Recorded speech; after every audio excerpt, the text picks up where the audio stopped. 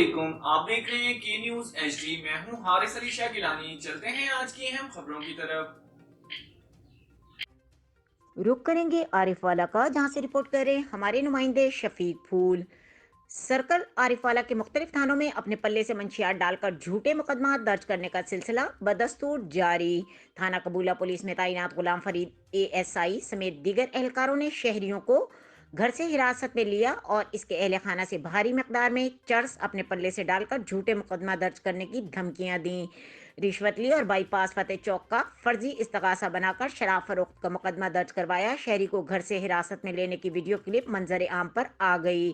Circle officer کو نشاندہی کی گئی مگر اس کے باوجود نوٹس نہیں لیا گیا۔ DIG ساہیوال ڈاکٹر معین مسعود سے نوٹس لینے کا مطالبہ۔ مزید خبروں اور اپڈیٹس کے لیے ہمارے ساتھ رہیے گا، تب تک کے لیے اپنا خیال رکھیے گا۔ اللہ حافظ۔